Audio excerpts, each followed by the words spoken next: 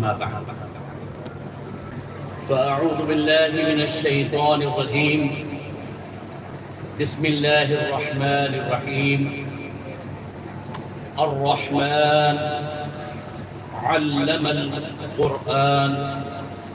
خلق الإنسان علمه البيان وقال النبي صلى الله عليه وسلم خيركم من تعلم القرآن وعلمه أو كما قال عليه الصلاة والسلام. معزز مسند پر جلوہ افروز علماء کرام، مشائخ اعظام، علماء اور حفاظ اور یہاں پر مدعو تشریف فرما محلوں کے ذمہ دار اور امت کے ہمدرد حضرات اور عزیز طلباء، آج کا دن الحمدللہ ہمارے لیے جشن کا دن ہے. کیوں نہ ہو کہ یہ ہماری سالانہ تقریب ہے اور یہ جو جلسہ منعقد کیا گیا ہے یہ ان دلہوں کی اور نوشاہوں کی شان میں ہے جو آج حفاظ کی شکل میں ہم جن کا دیدار کریں گے اور جن کے سر پر دستار اور خلعت جو ہے سے ان کو نوازا جائے گا. بہت ہی مبارک ہیں یہ حفاظ کرام اور ان کے والدین اور ان کے پیچھے جن اساتذہ نے محنت کی ہے اور اس مدرسے کے چلانے والے ذمہ دار، سب کا ان طلباء کو دنیا اور آخرت میں کامیابی. اتنا مقدس کلام ہے، اس کا ایک ایک حرف برکت سے بھرا ہے،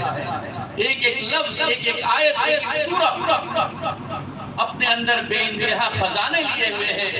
اللہ تبارک و تعالیٰ کی رحمتیں، برکتیں، عنایتیں لیے ہوئے ہیں.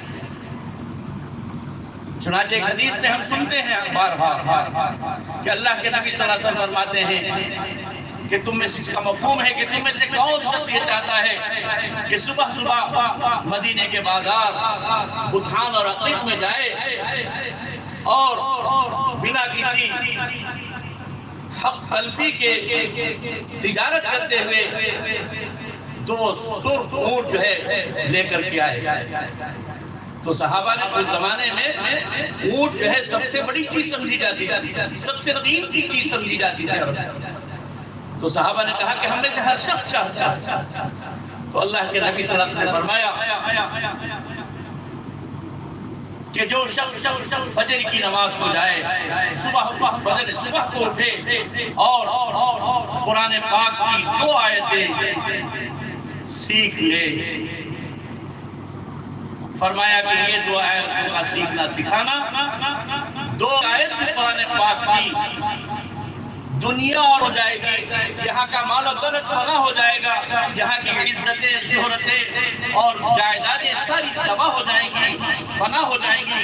لیکن اس آیت کا ثواب تا قیامت باقی رہے گا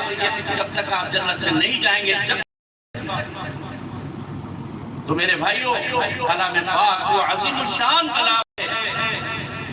اور جن طلباء نے اس کو اپنے سینوں میں جو ہے سما لیا اور بسا لیا ہے، ان کی قدر کرنی چاہیے. یقیناً یہ لڑکے اور ان کے والدین بہت ہی مبارکبادی کے مستحق ہیں. اللہ تبارک و تعالیٰ ان طلباء کو دن دگنی رات چوگنی ترقی عطا فرمائے.